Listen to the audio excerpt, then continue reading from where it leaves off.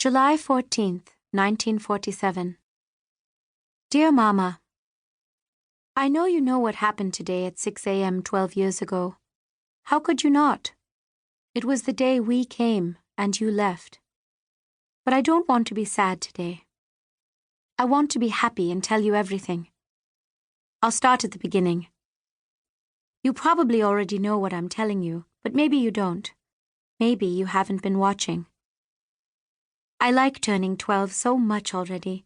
It's the biggest number I've ever been, but it's an easy number. Easy to say, easy to count, easy to split in half. I wonder if Emil thinks about you on this day like I do. I wonder if he likes being 12. We woke up at a little before 7. Emil and I usually sleep through our birth minutes, and then when we wake up, we stand next to the last mark we etched into the wall with a sharp rock. No one else knows it's there. I do it for Emil, and he does mine, and then we compare how much we've grown since last year.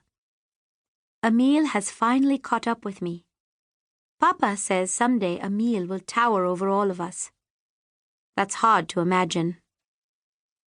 Papa gave me your gold chain with a small ruby stone hanging from it. He started giving me the jewelry when I was 7.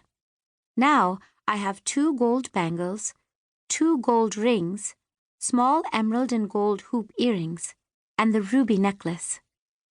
Papa said I should save the jewelry for special occasions, but lately there are none, so I wear all the jewelry at once and never take it off.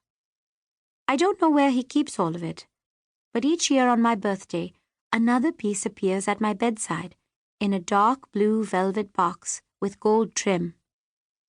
When you open it, the blue satin lining winks back at you. Papa always asks for the box back after I take out the jewelry. Secretly, I want the box more than the jewelry. I want it to be all mine and never have to give it back. I could find any old thing, a pebble, a leaf, a pistachio shell, and put it in the box. Like magic, these things would get to be special, at least for a day. Maybe he'll let me have it when your jewelry runs out. I want to tell you about this diary I'm writing in. Kazi gave it to me this morning, wrapped in brown paper, tied with a piece of dried grass. He never gives me gifts on my birthday. I once read an English story where a little girl got a big pink cake and presents wrapped in shiny paper and bows for her birthday. I thought about the little gifts Kazi gives us all the time, pieces of candy under our pillows, or a ripe tomato from the garden, sliced, salted, and sprinkled with chili pepper on a plate. Cake and bows must be nice, but is anything better than a perfect tomato? The diary is covered in purple and red silk, decorated with small sequins and bits of mirrored glass sewn in. The paper is rough, thick, and the color of butter. It is not lined, which I like. I've never had a diary before. When Kazi gave it to me, he said it was time to start writing things down, and that I was the one to do it. He said someone needs to make a record of the things that will happen, because the grown-ups will be too busy. I'm not sure what he thinks is going to happen, but I've decided I'm going to write in it every day if I can.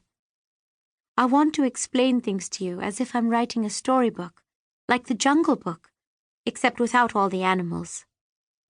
I want to make it real so you can imagine it. I want to remember what everyone says and does, and I won't know the ending until I get there. Kazi also gave Emil 5 charcoal drawing pencils. 5! He also made us rice kheer with our puris. I'm not sure there is anything better tasting in the world. Emil, who normally eats too fast, makes his pudding last extra long, eating the smallest bites he can. I think he just does it so I have to watch him long after I've finished. Every so often he'll look up and smile. I pretend I don't care. Sometimes he saves his sweets for me, but not rice kheer. Today we were running late though, and Emil couldn't spend forever eating his kheer because Dadi took our plates away and told us to get ready. Emil started grumbling about school and how he wished he was a grown-up and could work at the hospital like Papa instead. The drums sound better at a distance, Dadi said like she always does, and rushed us out the door.